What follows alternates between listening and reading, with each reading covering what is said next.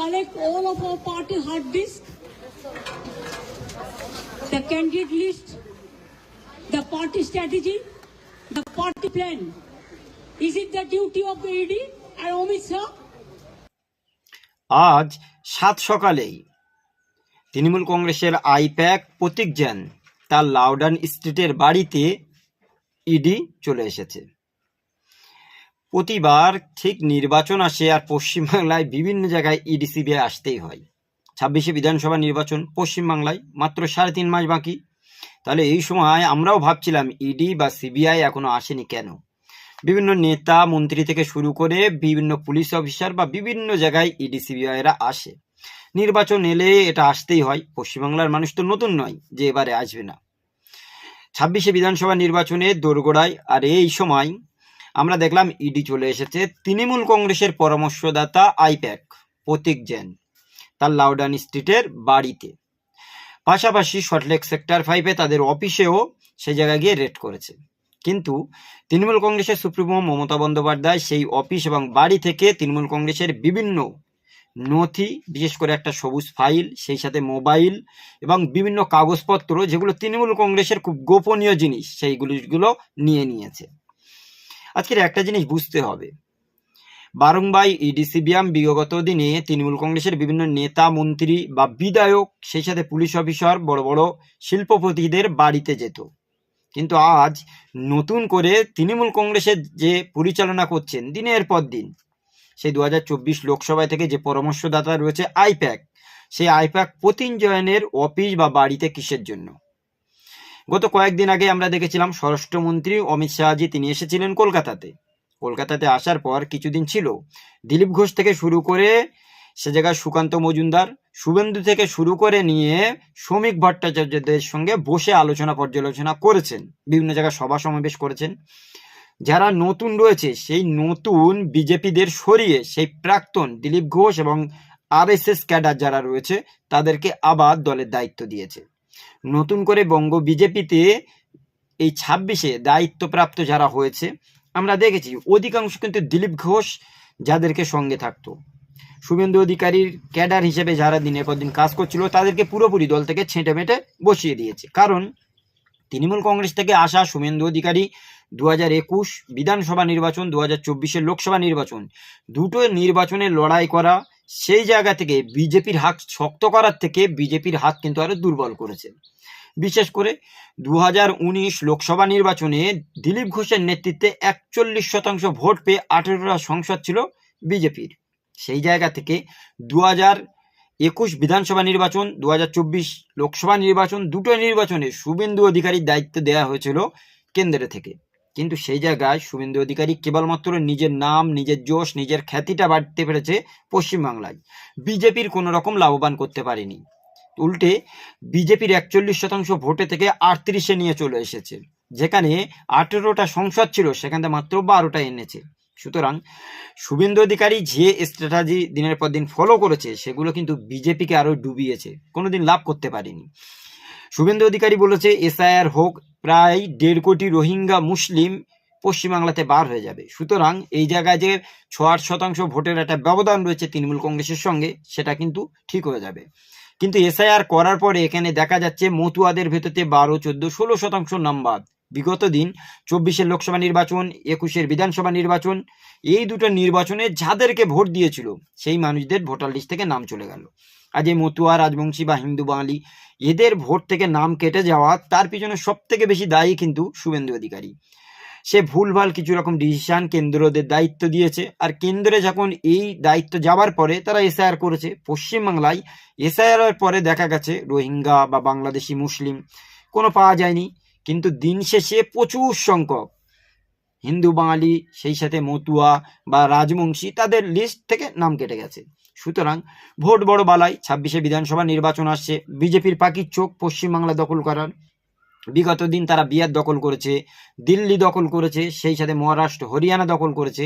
এখন পশ্চিমবাংলা তো এবার আর ইডি সিবিআই দিয়ে বিভিন্ন নেতা মন্ত্রী বা আমলাদের উপরে কোনো রকম কিছু করা যাবে না। সুতরাং তৃণমূল কংগ্রেসে 2024 থেকে যে চালাচ্ছে সেই আইপ্যাক, তার বাড়িতে অর্থাৎ এই লাউডান স্ট্রিটে প্রতীক জৈনের বাড়িতে ইডি হামলা করছে।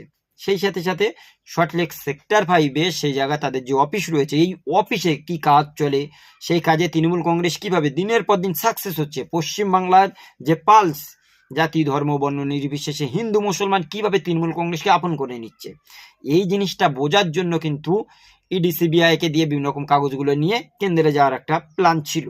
সেই জায়গায় থেকে কিন্তু পুরোপুরিভাবে তৃণমূল কংগ্রেসের মুখ্যমন্ত্রী মমতা বন্দ্যোপাধ্যায় তিনি তো প্রকাশ্যে গিয়েছে প্রতীক জৈনের বাড়িতে গিয়ে ইডি সিবিআইয়ের কাছ থেকে তৃণমূল কংগ্রেসের যে ফাইল, বিশেষ করে এই 26-এ বিধানসভা নির্বাচনে কোন কোন এলাকায় কাকে প্রার্থী করবে বা কে প্রার্থী হবার পরে দলের হয়ে বেশি কাজ করবে, কাদেরকে দিয়ে কিভাবে গুটি সাজিয়ে 26-এ আবার তৃণমূল কংগ্রেস বিজয় রথ দৌড়াবে বা এবারও মুখ্যমন্ত্রী মমতা বন্দ্যোপাধ্যায় শপথ নেবেন, সেই বিষয়গুলো নিয়ে আইপ্যাক বিভিন্ন রকম কৌশলী কাগজপত্র লিখে রেখেছে। আর সে জায়গায় ইডি সিবিআই এসে যাতে ভণ্ডুল করে দেয় সেই বিষয়টা করছিল। কিন্তু তৃণমূল কংগ্রেসের মুখ্যমন্ত্রী মমতা বন্দ্যোপাধ্যায় সে তো গিয়ে সেই আইপ্যাকের ফাইল থেকে শুরু করে মোবাইল, ল্যাপটপ সমস্ত কিছু তাদের কাছ থেকে নিয়ে নিয়েছে।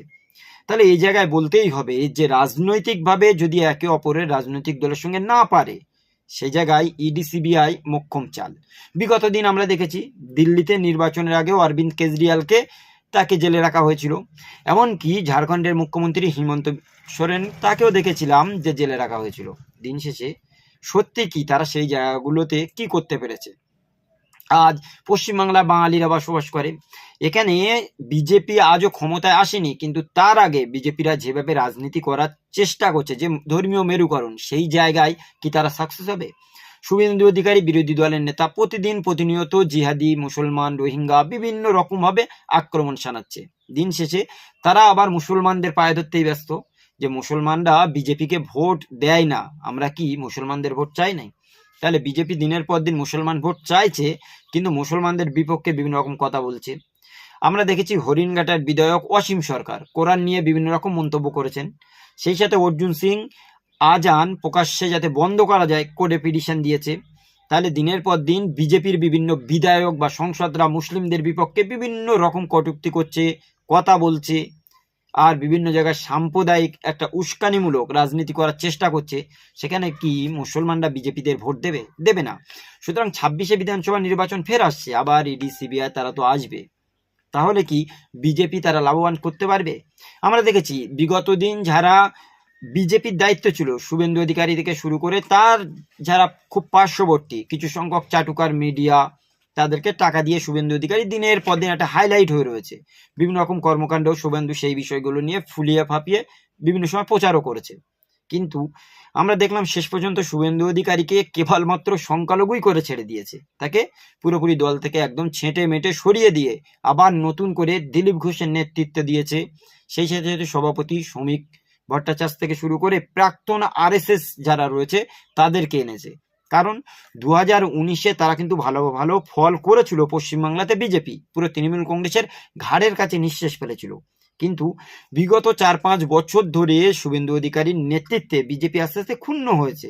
দিনের পর দিন তাদের ভোট শতাংশ কমেছে, তাদের সংসদ সেগুলোও কমেছে, এমনকি তাদের বিধায়কও কমেছে।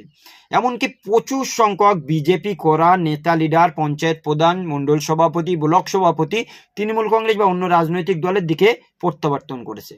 সুতরাং এরকম সিচুয়েশনে ইডি সিবিআই তো একটা মোক্ষম সময় যে তৃণমূল কংগ্রেস এত স্ট্র্যাটেজি কিভাবে আইপ্যাক থেকে পাচ্ছে, দিনের পর দিন কিভাবে তৃণমূল কংগ্রেস জয়লাভ করছে, সেই বিষয়গুলো তো তাদেরও বুঝতে হবে। কারণ এখানে বাঙালিরা বসবাস করে, বাঙালির পালস যদি না বুঝতে পারে তাহলে কিন্তু ওই কেন্দ্রে থেকে আসা, দিল্লি থেকে বিশেষ করে নরেন্দ্র মোদী, অমিত শাহ বা যোগী আদিত্যনাথ থেকে শুরু করে জেপি নাড্ডা, রাজনাথ সিং, তারা কি সত্যি সত্যি এখানে জয়লাভ করতে পারবে? পারছে না।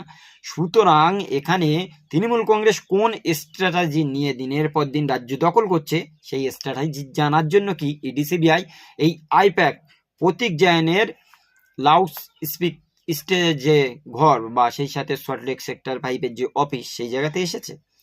কি মনে করেন? আপনাদের মূল্যবান মতামত অবশ্যই কমেন্টে জানাবেন।